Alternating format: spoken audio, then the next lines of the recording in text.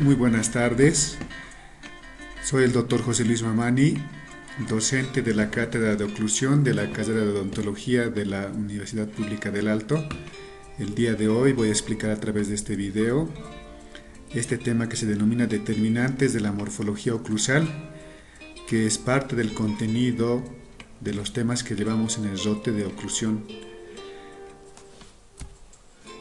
Cuando hablamos de las determinantes de la morfología oclusal, nos referimos a aquellas determinantes que influyen en la morfología oclusal de las piezas posteriores, es decir, en los molares y premolares. Específicamente nos referimos, influye en la altura de las cúspides, la profundidad de las fosas y en la dirección de los surcos y crestas que existen en las superficies oclusales. También estas determinantes van a influir en las relaciones de contacto en un estado estático de estas piezas posteriores con sus antagonistas. Por ejemplo, acá tenemos la clasificación de Angle, la relación de los primeros molares superiores en relación a los primeros molares inferiores.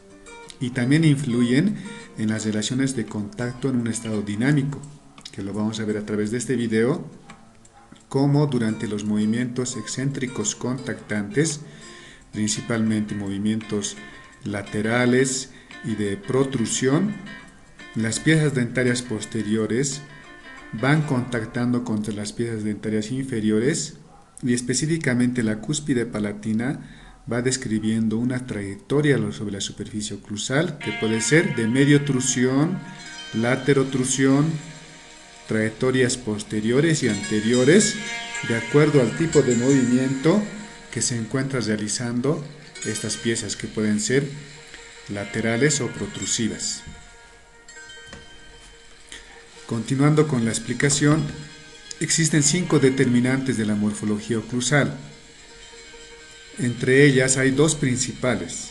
La primera es la determinante anatómica anterior, que se refiere a la guía anterior, que está formada por las piezas anteriores de canino a canino, y la determinante anatómica posterior, que está formada por la guía condilia, que como vamos a ver tiene 3 variantes. Algo muy importante de mencionar acá, que estas determinantes van a influir en las piezas posteriores de acuerdo a la cercanía en la cual se encuentran de estas piezas. Por ejemplo, en este gráfico, los primeros molares van a ser influenciados en mayor proporción por la guía anterior y no tanto así por la guía posterior. Esto por la distancia que las separa de una o de otra. Otro aspecto que debemos de mencionar es que durante la vida del paciente, la determinante anatómica posterior permanece más estática, no presenta muchos cambios. En cambio, la determinante anatómica anterior va a sufrir más cambios e incluso puede ser modificado por el odontólogo. Por ejemplo, si sufre extracciones de ciertas piezas en este nivel, esto va a modificar la guía anterior y por tanto también va a influir en la morfología oclusal. En este cuadro tenemos resumido las 5 determinantes de la morfología oclusal. La primera, que es la guía condilia, que a su vez tiene 3 variantes que los vamos a estudiar: la guía condilia sagital, la guía condilia lateral, que como vamos a ver es la que más influencia tiene sobre la morfología oclusal, y también está la distancia intercondilia. El segundo determinante es la guía anterior, que a su vez comprende el overjet o sobremordida horizontal o resalte, el overbite o sobremordida vertical o escalón. Tenemos como tercer determinante el plano de oclusión, como cuarto la curva de Spee y como quinto determinante las relaciones de contacto de las piezas posteriores con los dientes antagonistas. A continuación vamos a ver cómo estas 5 determinantes tienen efecto en la morfología oclusal. Principalmente en 2 aspectos son los que vamos a estudiar en este capítulo, que son: el primer aspecto, cómo influye en la altura de las cúspides y en la profundidad de las fosas. Vamos a ver cómo cada una de estas determinantes influye para que en ciertos casos las cúspides sean más altas y en ciertos casos las cúspides sean más bajas o incluso planas. Y esto se relaciona directamente con la profundidad de las fosas. Cuando las cúspides sean altas, vamos a ver que las fosas son profundas. Y cuando las cúspides son más bajas, vamos a tener fosas más superficiales. En el segundo aspecto en el que influye en la morfología oclusal de las piezas posteriores, estas determinantes influyen en la dirección de las crestas y de los surcos que están presentes en la superficie oclusal de estas piezas posteriores. Entonces vamos a ver cómo estos 5 factores o determinantes de la morfología oclusal, algunos influyen en el primer aspecto, que es la altura de las cúspides y profundidad de las fosas, y otros afectan o influyen en la dirección de las crestas y de los surcos. Empezamos con la primera, que es la guía condilia. Como habíamos mencionado, la guía condilia, la primera variante, se refiere a la guía condilia sagital. Cuando hablamos de la guía condilia sagital, nos referimos al trayecto que ambos cóndilos realizan a lo largo de las vertientes posteriores de la eminencia articular, es decir, del cóndilo del temporal, específicamente en su vertiente posterior, y la magnitud del descenso del cóndilo con relación al plano de referencia horizontal lo da la inclinación de la eminencia articular. Esta relación entre este plano horizontal, que específicamente acá estamos utilizando el plano de Frankfurt, que va desde el conducto auditivo externo al reborde infraorbitario, con relación a la inclinación de la guía condilia sagital. Esta relación entre estos dos planos forma un ángulo, y este ángulo va a determinar las características que va a tener la morfología oclusal en las piezas posteriores. Para entender mucho mejor esto, vamos a ver este video a continuación, en el cual podemos entender mucho mejor las características de esta guía condilia sagital. Vemos acá una vista lateral de este gráfico, de este video, de la guía condilia sagital, cómo el cóndilo se desplaza sobre la vertiente posterior del cóndilo del temporal, y a este trayecto que se realiza durante la apertura o durante el cierre le denominamos guía condilia sagital. Entonces, ¿de qué manera influye la guía condilia sagital en la morfología oclusal? Principalmente vamos a ver que influye en la altura de las cúspides y en la profundidad de las fosas, dependiendo el ángulo que va formando la trayectoria condilia sagital con relación a ese plano horizontal de Frankfurt. Acá en este esquema vemos que la inclinación de la guía condilia sagital está representado por esta línea roja que vemos acá también en el gráfico, y la línea azul representa el plano horizontal. Entonces vamos a ver 3 variantes. Vamos a ver casos en los cuales este ángulo formado por estos dos planos es mucho menor, y en estos casos vamos a ver que repercute en que las cúspides sean más bajas y las fosas sean poco profundas. En cambio, cuando este ángulo es mucho mayor, como en este caso, vamos a ver que las cúspides son altas y las fosas son más profundas. Y cuando este ángulo tiene un grado intermedio, vamos a ver que también las cúspides y las fosas son de altura intermedia y de profundidad intermedia. Entonces, la influencia que tiene la guía condilia sagital es directamente proporcional en cuanto a la altura de las cúspides, dependiendo del ángulo que forma con ese plano horizontal. Es decir, cuanto mayor sea el ángulo de la guía condilia sagital, mayor es la altura de las cúspides y mayor la profundidad de las fosas. Y cuanto menor sea el ángulo, menor la altura de las cúspides y menor la profundidad de las fosas. Es directamente proporcional. Continuamos con la segunda variante de la guía condilia, que es la guía condilia lateral. La guía condilia lateral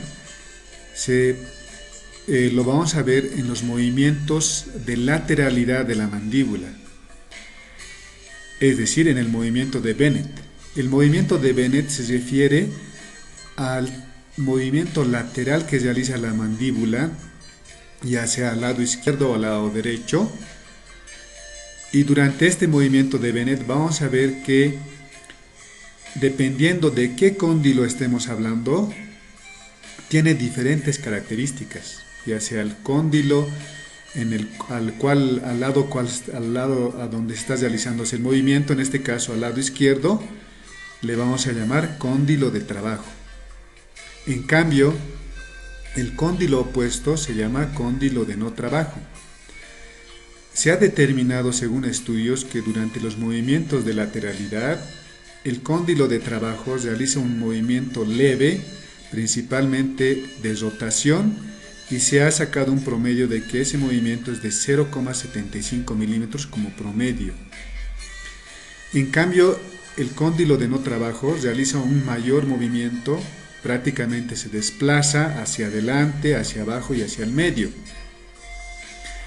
Entonces, el trayecto que realiza este cóndilo de no trabajo dentro de la cavidad glenoidea está representado por la guía condilia lateral, que en este gráfico lo vemos representado por esta línea de color verde, que es el trayecto que realiza el cóndilo hacia el centro.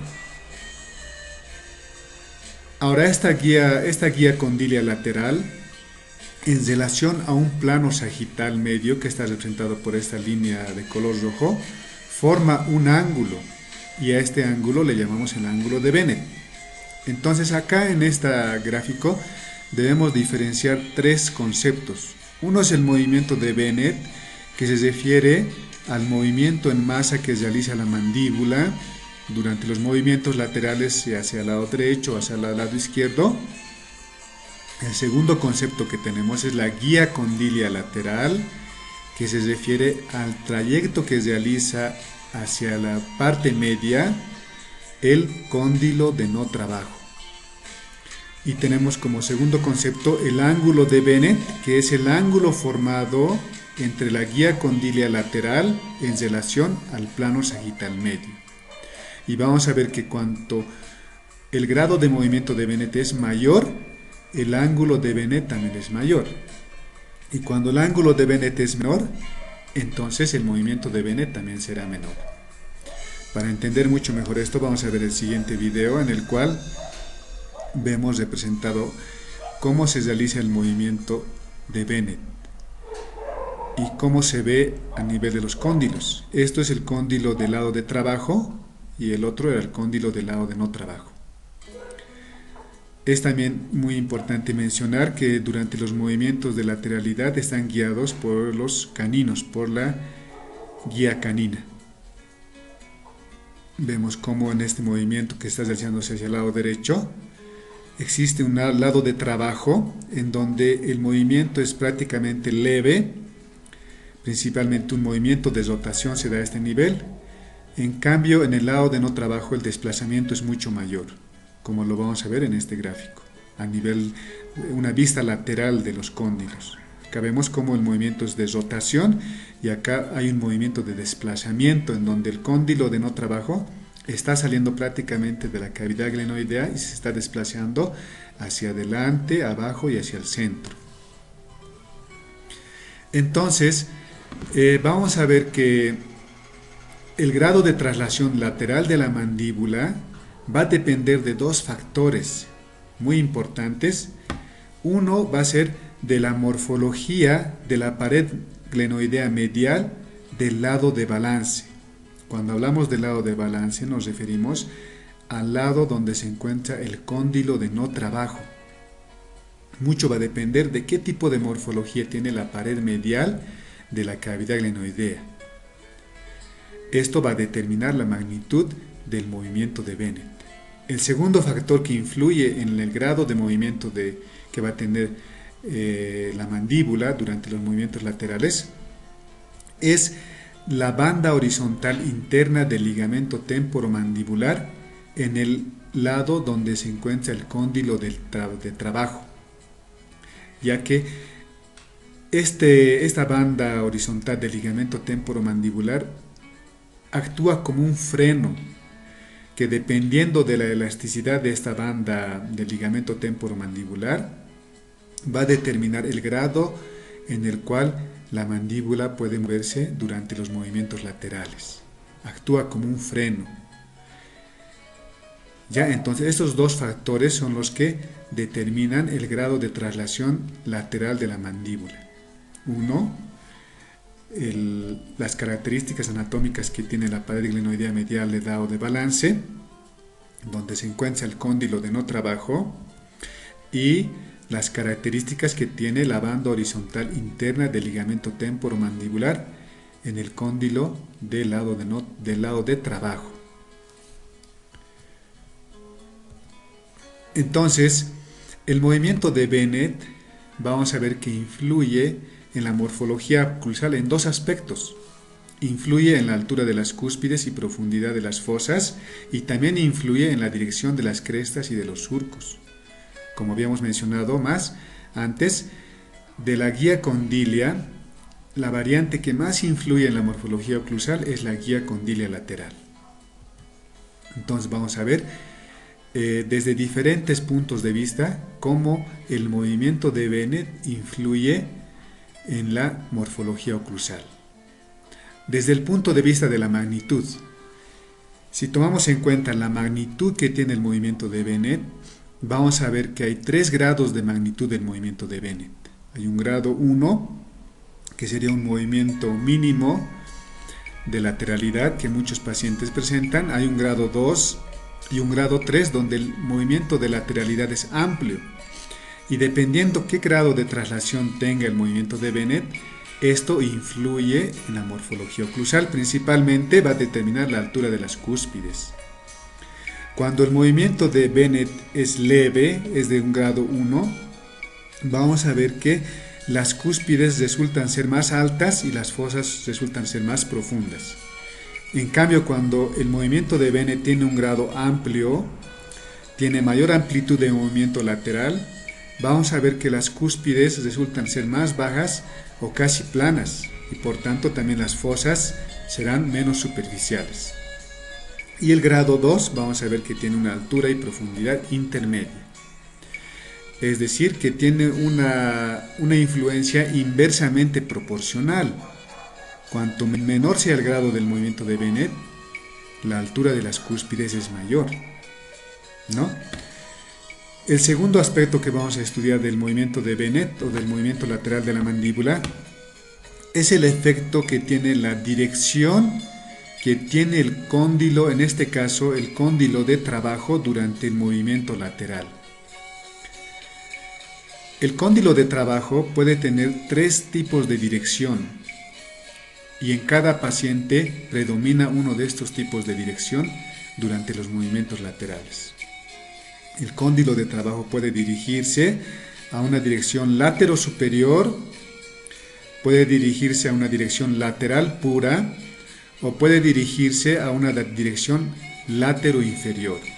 Dependiendo cuál de las 3 direcciones es más predominante en cada persona, esto también determina qué tipo de altura o qué tipo de características van a tener las cúspides de los dientes posteriores. En el primer caso, cuando los movimientos del cóndilo de trabajo son de tipo latero-superior, las cúspides van a resultar bajas y las fosas poco profundas. En cambio, cuando la dirección del cóndilo de trabajo es lateral pura, la altura de las cúspides será intermedio y la profundidad de las fosas también. Y cuando la dirección del cóndilo de trabajo sea latero-inferior, las cúspides van a ser altas y las fosas van a ser más profundas. Entonces influye de diferente manera de acuerdo a qué dirección va a tener el cóndilo de trabajo durante los movimientos de lateralidad. El segundo aspecto que debemos de estudiar de la guía condilia lateral o del movimiento lateral de la mandíbula es el efecto que tiene el momento en el cual aparece el movimiento lateral. En este caso hay 2 variantes. Puede haber un movimiento de Bennett inmediato o un movimiento de Bennett progresivo. El movimiento de Bennett inmediato está presente más en aquellas personas que son adultas. Por el pasar del tiempo por ciertas características que se presentan, estas personas tienen un movimiento de Bennett inmediato que predomina durante los movimientos laterales de la mandíbula, y también este movimiento de Bennett inmediato se presenta en aquellas personas que presentan trastornos en la ATM y cierto tipo de patologías. En cambio, los movimientos de Bennett progresivo se presenta en aquellos pacientes que se encuentran con un estado de salud adecuado a nivel de la articulación. Entonces, ¿cuál es la diferencia entre el movimiento de Bennett inmediato y el movimiento de Bennett progresivo? Este movimiento de Bennett inmediato progresivo se produce principalmente a nivel del cóndilo de no trabajo. El movimiento de Bennett inmediato se refiere a que el movimiento es inmediato y de corto trayecto. A nivel de la articulación, se refiere a que el cóndilo tiene un movimiento inmediato, choca con la pared interna de la cavidad enoidea y ahí termina este movimiento. En cambio, el movimiento progresivo es un movimiento más amplio y se da de manera más progresiva. Y vemos cómo el cóndilo, durante los movimientos de lateralidad en el lado de no trabajo, realiza un movimiento en el cual se va desplazando y va abandonando la cavidad glenoidea, como habíamos dicho anteriormente, en una dirección hacia adelante, hacia abajo y hacia el medio. Ese es un movimiento progresivo de Bennett, no lo que lo diferencia del movimiento inmediato. Entonces, las personas que presentan o que predomina el movimiento inmediato de Bennett, vamos a ver que sus cúspides son más bajas. Y como les decía, esto está presente más en las personas mayores. Y el movimiento progresivo, vamos a ver que las cúspides son más altas y las fosas también son de mayor profundidad. De esta manera influye el momento de aparición del movimiento lateral en la morfología oclusal de las piezas posteriores. Ahora, aparte de influir en la altura de las cúspides y la profundidad de las fosas, el movimiento de Bennett, específicamente la magnitud del movimiento de Bennett, influye también en la dirección de los surcos y de las crestas que existen en la superficie oclusal. Como habíamos visto anteriormente a través de un video, durante los movimientos excéntricos contactantes, es decir, movimientos laterales contactantes o movimientos anteroposteriores contactantes, la cúspide palatina de los dientes superiores realiza un trayecto sobre las superficies oclusales de los dientes inferiores. Estos trayectos pueden ser de dos tipos.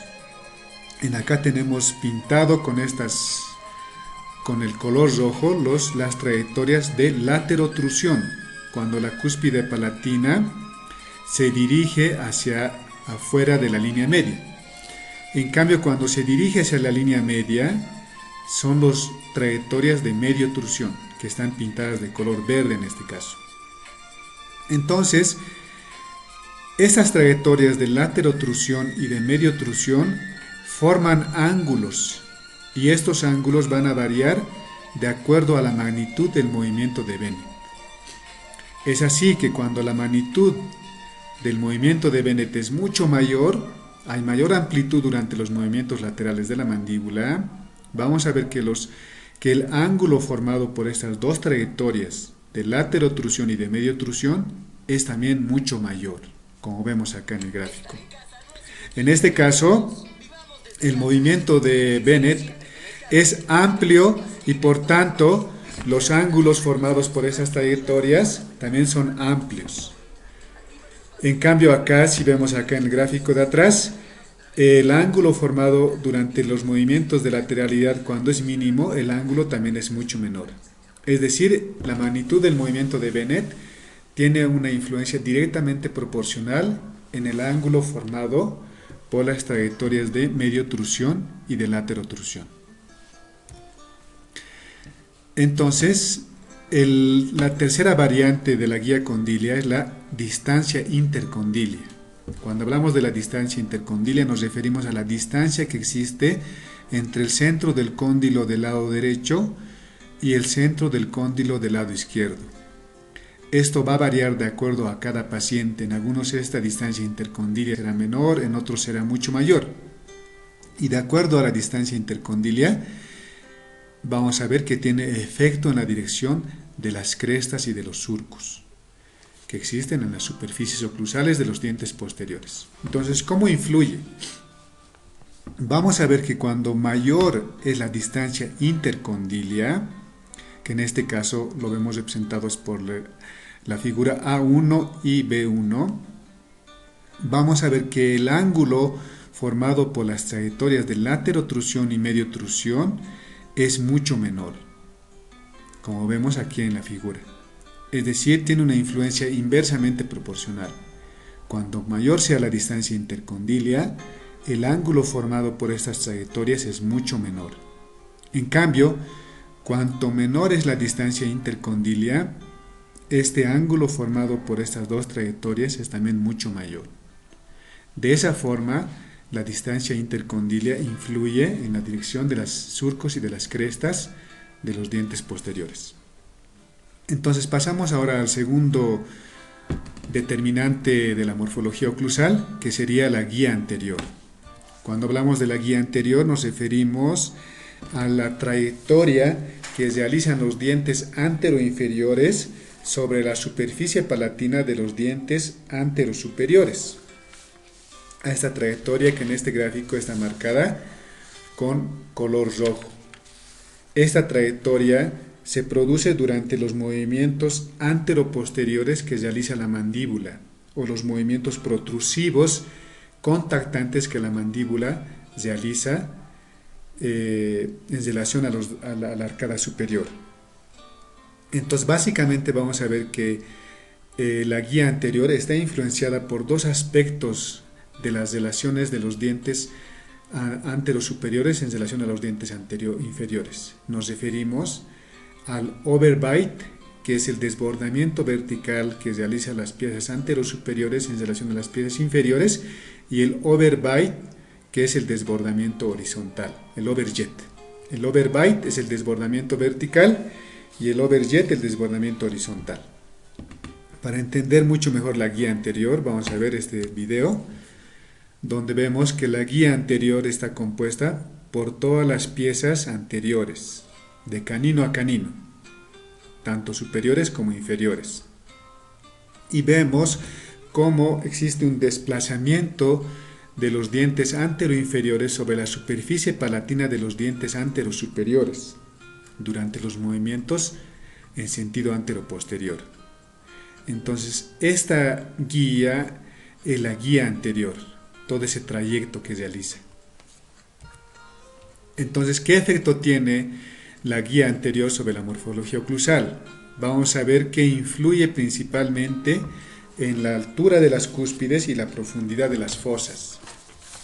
Es así que si lo vemos desde el aspecto del efecto que tiene la sobremordida vertical o escalón o overbite sobre la altura de las cúspides, vemos que cuanto menor sea el overbite, el desbordamiento vertical que presentan las piezas anterosuperiores sobre las piezas anteroinferiores, vamos a ver también que el espacio de desoclusión posterior es mucho menor y por tanto también la altura de las cúspides es también menor. Tiene un efecto directamente proporcional. Y cuanto mayor sea el overbite o desbordamiento vertical, también mayor será el espacio de desoclusión posterior y mayor será la altura de las cúspides. Es una influencia directamente proporcional que tiene el overbite sobre la altura de las cúspides. En cambio, vamos a ver que la otra característica de la guía anterior, que es la sobremordida horizontal o resalte o overjet, tiene una influencia inversamente proporcional.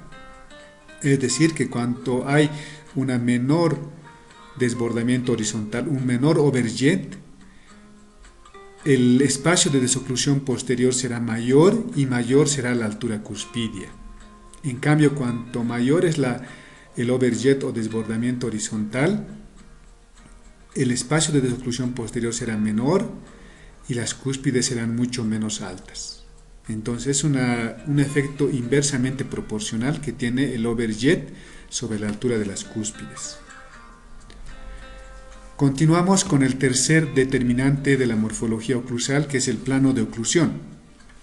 Cuando hablamos sobre el plano de oclusión nos referimos a un plano imaginario que se extiende desde el vértice del borde incisal del canino hasta el vértice de la cúspide distovestibular del segundo molar inferior.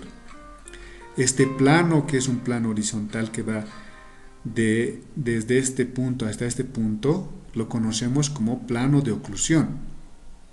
Entonces el plano de oclusión también influye en la morfología oclusal en relación a la inclinación que tiene la guía condilia sagital, específicamente de acuerdo al paralelismo, al mayor o menor paralelismo que tiene el plano de oclusión con respecto a la guía condilia sagital. Es así que cuando estos dos planos, el plano de oclusión y el plano de la guía condilia sagital, son más paralelas, vamos a ver que las cúspides resultan ser más planas y más bajas. Por tanto, la profundidad de las fosas también será mucho menor. En cambio, cuando estos dos planos, el plano de oclusión y el plano de la guía condilia sagital, son menos paralelas, las cúspides van a resultar ser más altas y las fosas también llegarán a ser más profundas. Entonces vemos que existe una influencia inversamente proporcional en este caso, o de acuerdo al paralelismo, ¿no?, que existe entre estos dos planos. De esta manera, el plano de oclusión influye en la morfología oclusal. El cuarto determinante de la morfología oclusal es la curva de Spee. Es importante que tenemos que diferenciar la curva de Spee del plano de oclusión. Muchas veces hay esas veces que nos confundimos, pero ambos son muy diferentes. La curva de Spee es una curva de compensación antero-posterior que se presenta en las arcadas dentarias tanto superior e inferior. En este caso vamos a ver la curva de Spee en la arcada inferior y está formada por una línea que va uniendo empezando desde los dientes anteriores, sus bordes incisales, el borde incisal del canino, y va pasando por el vértice de las cúspides distovestibulares o vestibulares de las piezas posteriores. Esta línea que va uniendo estos puntos va formando una curva, y a esta curva le llamamos la curva de compensación antero-posterior o curva de Spee. Y principalmente la curva de Spee va a tener un efecto sobre la altura de las cúspides y la profundidad de las fosas. Es así que el efecto que va a tener esta curva de Spee sobre la altura de las cúspides es la siguiente. Cuando vemos que los pacientes tienen una curva de Spee más plana o menos pronunciada, vamos a ver que el espacio de desoclusión posterior es mucho mayor y por tanto las cúspides también serán de mayor altura y las fosas serán de mayor profundidad. En cambio, cuando la curva de Spee en ciertos pacientes es de mayor profundidad, es más pronunciada, vamos a ver que el espacio de desoclusión posterior es mucho menor y las cúspides son más bajas e incluso pueden llegar a ser planas. De esa manera la curva de Spee influye en la altura de las cúspides y la profundidad de las fosas. El quinto y último factor de la morfología oclusal de las piezas posteriores es la relación de contacto que tienen las piezas posteriores con los dientes antagonistas.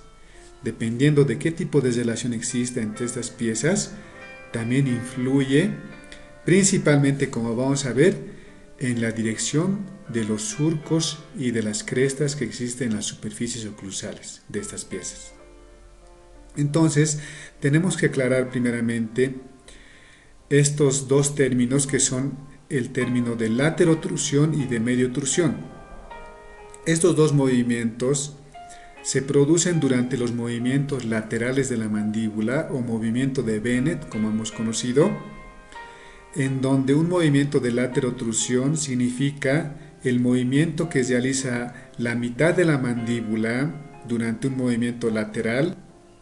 Si es, por ejemplo, al lado derecho, como vemos en este gráfico, entonces el lado derecho está dirigiéndose hacia afuera de la línea media. A esto le llamamos laterotrusión.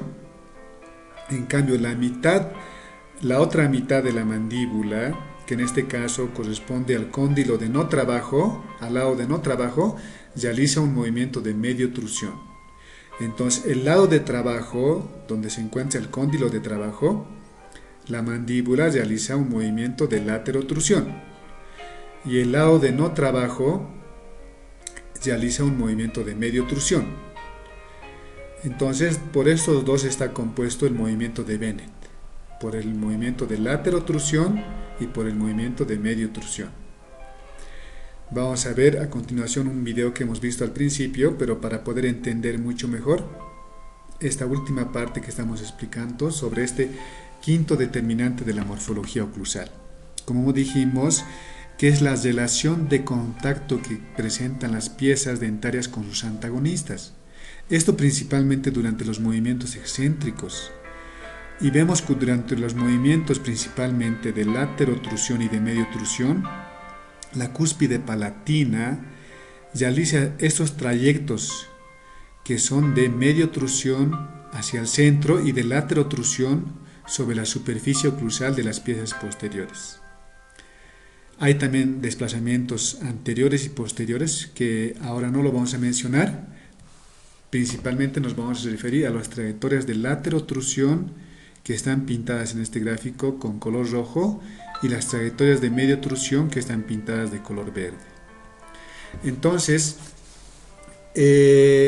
estas trayectorias tienen un efecto sobre la dirección que van a tener las crestas y los surcos, dependiendo de la distancia que presentan las piezas dentarias a las cuales nos referimos, del cóndilo de trabajo y del plano sagital medio.